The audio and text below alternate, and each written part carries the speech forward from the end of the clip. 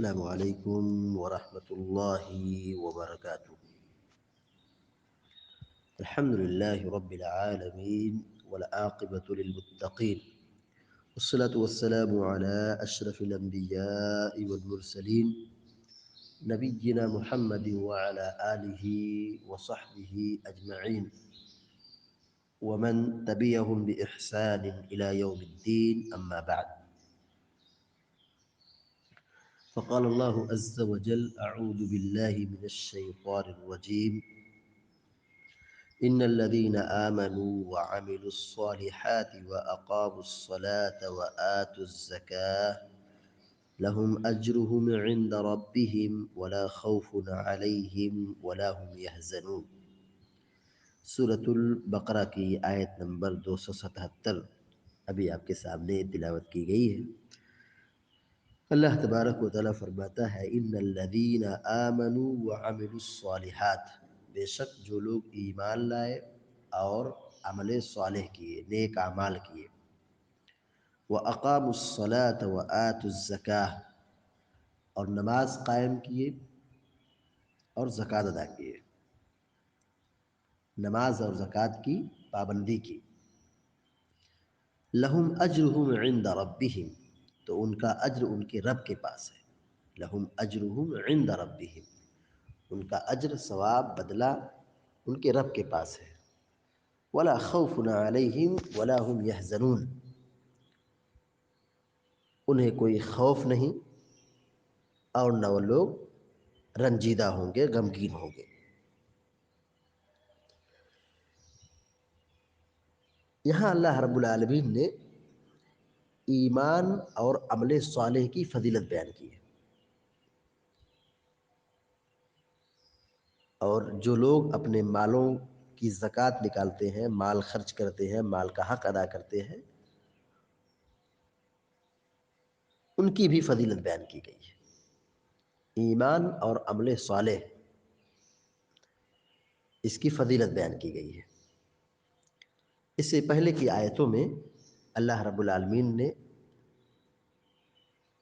سود کی مذمت بیان کی، سود کھانے والوں کا انجام بتلایا، اس کے بعد اللہ تعالیٰ نے مومنوں کا تذکرہ فرمایا۔ قرآن کا یہ خاص اسلوب ہے کہ برے لوگوں کے بعد نیک لوگوں کا تذکرہ کرتا ہے، اچھے لوگوں کا تذکرہ کرتا ہے۔ اللہ تبارک و تعالیٰ جہنم کا تذکرہ کرتا ہے تو جنت کا بھی ذکر کرتا ہے۔ یہ قرآن کا خاص اسلوب ہے کہ جہنم کے ذکر کے بعد جنت کا ذکر ہوتا ہے، جہنمیوں کے ذکر کے بعد نیک لوگوں اور جنتیوں کا ذکر ہوتا ہے۔ تو اللہ رب العالمین نے اس سے پہلے کی آیتوں میں سود کی مذمت بیان کی، کہا یمحق اللہ الربا، اللہ تعالیٰ سود کو مٹاتا ہے، برباد کر دیتا ہے، مال کی برکت چھین لیتا ہے۔ اور سود کھانے والوں کا انجام بتلایا، کہا قیامت دن ان کو ایسا اٹھایا جائے گا جیسا کہ شیطان نے ان کو چھو کر کے خپتی کر دیا ہے۔ الذین یأکلون الربا لا یقومون الا کما یقوم الذی یتخبطہ الشیطان من المس، کہ جو لوگ سود کھاتے ہیں وہ قیامت دن اس طرح اٹھیں گے جیسے کہ شیطان نے ان کو چھو کر کے خپتی کر دیا ہے، پاگل کر دیا ہے۔ تو پاگل اور مجنون بنا کر کے سود خوروں کو قیامت کے دن اٹھایا جائے گا۔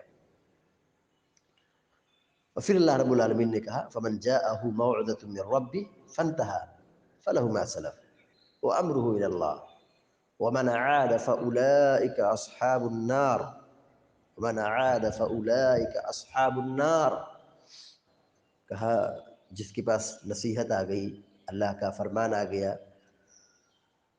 تو اس کی ذمہ داری ہے کہ سود کو چھوڑ دے، اس کا معاملہ اللہ کے حوالے ہے۔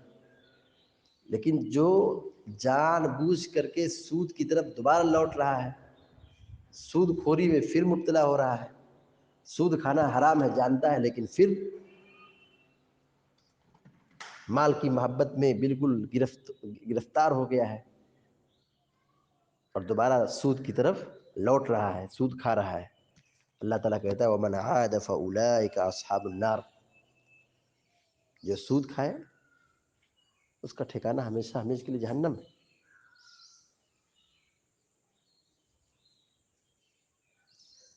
ہمیشہ ہمیشہ کے لیے جہنم ہے، مطلب کیا ہے؟ اگر وہ سود کو حلال سمجھ کے کھاتا ہے تو اسلام سے خارج ہو گیا، اور اگر اس کے اندر ایمان ہے اور ایمان کے ساتھ سود خوری کا فتنہ ہے تو وہ ہمیشہ ہمیشہ جہنم میں رہے گا۔ مطلب یہ ہے کہ بہت دیر تک رہے گا، زیادہ مدت تک رہے گا، وہ دوسرے گنہگار نکل جائیں گے، لیکن سود خور جہنم میں ایک طویل مدت تک رہے گا، والعیاذ باللہ۔ اللہ تعالی ہم سب کو جہنم کی آگ سے بچائے۔ تو جو لوگ ایمان نہیں لاتے ہیں، اللہ کا انکار کرتے ہیں، تکذیب کرتے ہیں، جھٹلاتے ہیں، ایمان نہیں لاتے ہیں، کفر اختیار کرتے ہیں، تو ان کا ٹھکانہ کیا ہے؟ جہنم ہے۔ والذین کفروا وکذبوا بآیاتنا اولئک اصحاب النار هم فیہا خالدون۔ جنہوں نے ہماری آیتوں کی تکذیب کی، کفر کیا، ایمان نہیں لائے، کفر کو اختیار کیا، کفر پر ڈٹے رہے، ایمان نہیں لائے اور اللہ کی آیتوں کی تکذیب کی، انکار کر دیا، قرآن کا انکار کر دیا، احادیث کا انکار کر دیا، اللہ کے قوانین کا انکار کر دیا، ٹھکرا دیا، کفر کیا، تو انجام کیا ہوگا؟ اولئک اصحاب النار، وہ جہنم والے ہیں، جہنمی ہیں، ہم فیہا خالدون، اور یہ ہمیشہ ہمیشہ رہیں گے۔ یعنی جن کی وفات کفر پر ہوئی، شرک پر ہوئی، ایمان نہیں لائے، تو وہ ہمیشہ ہمیشہ جہنم میں رہیں گے۔ ایک طرف انجام دیکھیے ان لوگوں کا جو ایمان نہیں لائے، وہ ہمیشہ ہمیشہ جہنم میں رہیں گے۔ اور یہاں اللہ تبارک و تعالیٰ ایمان کی فضیلت بیان کر رہا ہے، تو ہم سمجھ سکتے ہیں کہ ایمان کی قیمت کیا ہے، ایمان کا مقام کیا ہے۔ ان الذین آمنوا وعملوا الصالحات واقاموا الصلاة وآتوا الزکاة لہم اجرہم عند ربہم، یہ ہے قیمت کہ ایمان کا اجر ضائع نہیں ہوگا، لہم اجرہم عند ربہم، ان کا اجر ان کے رب کے پاس ہے، ولا خوف علیہم ولا هم يحزنون، یہ نہ ان کو نہ کوئی ڈر ہے اور نہ یہ لوگ غمگین ہوں گے، ان کے لیے کوئی ڈر نہیں ہے، خوف نہیں ہے، اور نہ یہ لوگ غمگین ہوں گے۔ ایک طرف یہ مقام دیکھیے جو جنت والے ہیں، جو اللہ کے نیک بندے ہیں، ایمان لانے والے ہیں، ان کا مقام یہ ہے کہ وہ جنت میں رہیں گے، امن و امان میں رہیں گے، انہیں کوئی خوف نہیں ہوگا، انہیں کوئی ڈر نہیں ہوگا، اور نہ وہ لوگ رنجیدہ ہوں گے، پرسکون زندگی گزاریں گے۔ اور ایک طرف ان لوگوں کو دیکھیے جو ایمان نہیں لائے، کفر کی زندگی اختیار کی، اللہ کی آیتوں کا انکار کیا، ان کا ٹھکانہ ہمیشہ ہمیشہ کے لیے جہنم ہے، اس میں سے نکلیں گے نہیں، عذاب کم نہیں ہوگا، وہ ہمیشہ ہمیشہ اسی میں رہیں گے۔ اس سے ہم اور آپ تھوڑا موازنہ کریں تو ہمیں پتہ چلے گا کہ ایک طرف جہنمیوں کا ذکر ہے اور ایک طرف جنتیوں کا ذکر ہے۔ جنت ان کو ملے گی جو ایمان والے ہیں، جو ایمان پر ڈٹے رہے، استقامت اختیار کیے، اور ایمان ہی کی حالت میں دنیا سے رخصت ہوئے، ایسے لوگ جنت میں ہوں گے۔ تو یہ ایمان کی قیمت ہے، یہ ایمان کا مقام ہے۔ اللہ رب العالمین فرماتا ہے ان الذین آمنوا وعملوا الصالحات، بے شک جو لوگ ایمان لائے اور عمل صالح کیے۔ ایمان کے ساتھ عمل صالح بہت ضروری ہے، ایمان کے ساتھ عمل صالح ضروری ہے، تبھی یہ ایمان فائدہ پہنچائے گا۔ وَأَقَامُوا الصَّلَاةَ، نماز کی پابندی کی، نماز کو قائم کیا۔ عمل صالح کے تذکرے میں اللہ رب العالمین نے پہلے نمبر پر سر فہرست ایمان کے بعد نماز قائم کرنے کا ذکر فرمایا ہے۔ نماز قائم کیا، نمازی زندگی میں جب تک آدمی ہوش و حواس میں ہے، اس کی سانس آ رہی ہے، شعور کی عمر کو پہنچنے کے بعد، بلوغت کی عمر کو پہنچنے کے بعد یہ نماز فرض ہو جاتی ہے، اور یہ موت تک فریضہ باقی رہتا ہے، موت تک یہ نماز فرض رہتی ہے، کسی بھی صورت میں معاف نہیں ہے، حتیٰ کہ جنگ ہو، سفر ہو، خوف ہو، جو بھی کنڈیشن ہو، آدمی سے کبھی بھی نماز کی عبادت معاف نہیں ہے۔ نماز فرض ہے، نماز کا چھوڑنا کفر ہے، نماز کا چھوڑنا سنگین جرم ہے۔ قیامت کے دن سب سے پہلے نماز کے تعلق سے پوچھا جائے گا۔ ان اول ما یحاسب به العبد یوم القیامت من عمله الصلاۃ، کہ قیامت دن بندے سے سب سے پہلا سوال نماز کے بارے میں ہوگا۔ اور نماز پڑھنے کا مقام یہ ہے کہ جنت، آدمی کو جنت ملے گی، اور نماز چھوڑیں گے تو جہنم ملے گی۔ فی جنات یتساءلون عن المجرمین ما سلککم فی سقر قالوا لم نک من المصلین۔ جنتی جہنمیوں سے پوچھیں گے تم جہنم میں کیوں آئے؟ تو جہنمی کہیں گے ہم نماز نہیں پڑھتے تھے۔ تو جہنم میں جانے کی بنیادی وجہ نماز کا چھوڑنا ہے، نماز کا ترک کرنا ہے۔ نماز یہ خالق کا حق ہے، نماز یہ خالق کا، اللہ کا حق ہے، ہمیں اسے ادا کرنا یہ سب سے پہلا فریضہ ایمان کے بعد ہے۔ توحید کے بعد سب سے پہلا فریضہ نماز ہے۔ نبی کریم صلی اللہ علیہ وسلم جب دائی بنا کر کے روانہ کرتے تھے تو انہیں یہ تعلیم دیتے تھے کہ سب سے پہلے تم توحید کی دعوت دینا، توحید قبول کر لے تو سب سے پہلے نماز کی دعوت دینا۔ معاذ بن جبل رضی اللہ تعالیٰ عنہ کو آپ نے یمن کی طرف گورنر بنا کر بھیجا تو آپ نے ان کو یہی نصیحت کی، کہا سب سے پہلے تم توحید کی دعوت دینا، اس کے بعد اگر ایمان لائے، توحید قبول کر لیں تو انہیں نماز کا حکم دینا۔ اور ہم سرپرست ہیں، ہماری ذمہ داری کیا ہے؟ پیارے نبی علیہ الصلوۃ والسلام نے یہ کہا ہے مروا اولادکم وہم ابناء 7 سنین، کہ جب تمہارے بچے 7 سال کے ہوں تم انہیں نماز کا حکم دو۔ وَضْرِبُوهُمْ عَلَيْهَا وَهُمْ أَبْنَاءُ 10 سنین، اگر 10 سال کے بچے ہو گئے نہیں پڑھتے ہیں تو ان کی پٹائی کرو۔ نماز نہ پڑھنے کی صورت میں سرپرست کو حکم دیا جا رہا ہے کہ وہ اپنے بیٹے کی پٹائی کرے۔ تو نماز بڑی عبادت ہے، عظیم عبادت ہے۔ توحید کے بعد، ایمان کے بعد سب سے اہم ترین فریضہ نماز ہے۔ وَأَقَامُوا الصَّلَاةَ، نماز قائم کرو۔ قرآن کریم میں اللہ رب العالمین نے بے شمار مقام پر نماز کا ذکر کیا ہے، 100 سے زیادہ آیتیں ہیں جس میں نماز کا ذکر ہے، اور یہ نماز مشترکہ عبادت ہے۔ تمام نبیوں، تمام شریعتوں میں مشترکہ عبادت رہی ہے۔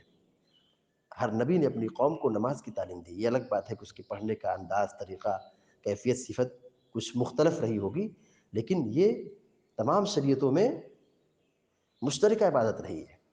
ہر شریعت میں نماز کا ذکر ہے۔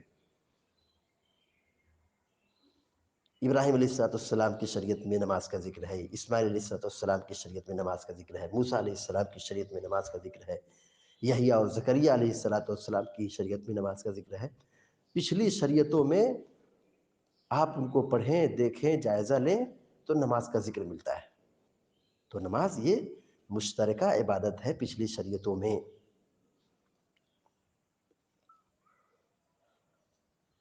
وَآتُوا الزَّکاۃَ، اللہ رب العالمین نے آگے فرمایا اور زکوٰۃ دے۔ ایمان لائے، عمل صالح کرے اور نماز کی پابندی کرے، اور نماز کی پابندی کے بعد اللہ تعالیٰ کیا کہہ رہا ہے؟ زکوٰۃ دے۔ زکوٰۃ یہ دینا مالداروں پر فرض ہے۔ زکوٰۃ یہ مال کا حق ہے، اس کو نکال کر کے غریبوں کو دینا، مستحقین لوگوں تک پہنچانا، یہ مالداروں کی بہت بڑی ذمہ داری ہے۔ یہ مالداروں کی بہت بڑی ذمہ داری ہے۔ نماز اور زکوٰۃ یہ دو اہم ترین فریضہ ہے۔ زکوٰۃ اور نماز یہ بہت ہی اہم ترین فریضہ ہے۔ نماز سے ہم خالق سے قریب ہوتے ہیں، نماز سے ہم خالق سے قریب ہوتے ہیں۔ تو مال بھی ایک چیز ہے جس سے ہم خالق سے قریب ہو سکتے ہیں۔ اور دوسری بات یہ ہے کہ زکوٰۃ اور صدقات اور انفاق مال کے ذریعے سے مخلوق کی خدمت ہوتی ہے، تو اللہ کا حق بھی ادا کرنا ہے اور خدمت خلق بھی کرنا ہے۔ بندوں کے حقوق کا بھی خیال رکھنا ہے، خدمت خلق کو بھی انجام دینا ہے۔ کمزوروں اور مظلوموں کا خیال رکھنا ہے۔ زکوٰۃ کا فریضہ یہ ہمیں مخلوق کی خدمت کی تعلیم دیتی ہے، خدمت خلق پر ابھارتی ہے۔ قیامت کے دن حشر کے میدان میں ان لوگوں کو سایہ نصیب ہوگا جبکہ اللہ رب العالمین کے عرش کے سوا قیامت کے دن کوئی سایہ نہیں ہوگا۔ ان میں سے بھی مال کا ذکر ملتا ہے۔ نبی کریم صلی اللہ علیہ وسلم فرماتے ہیں جس نے صدقہ کیا، دائیں ہاتھ سے صدقہ کیا، بائیں ہاتھ کو نہیں پتہ چلا، اتنا چھپا کر کے دیا کہ دائیں ہاتھ سے خرچ کر رہا بائیں ہاتھ کو نہیں معلوم ہوا۔ ایسے مخلص شخص کو جو مال خرچ کرتا ہے، مخلوق کی خدمت کرتا ہے، کمزوروں اور مظلوموں کا خیال رکھتا ہے، ایسے شخص کو اللہ تبارک و تعالیٰ اپنے عرش کے سائے میں جگہ دے گا۔ یہ ہے مال کی فضیلت۔ مال بہت بڑی نعمت ہے، مال بہت بڑی نعمت ہے۔ تو مال جس کو ملے تو اسے چاہیے کہ وہ مال کی حفاظت کرے، اللہ کا شکر بجا لائے، مال کا حق ادا کرے، زکوٰۃ نکالے، اللہ کی راہ میں خرچ کرے۔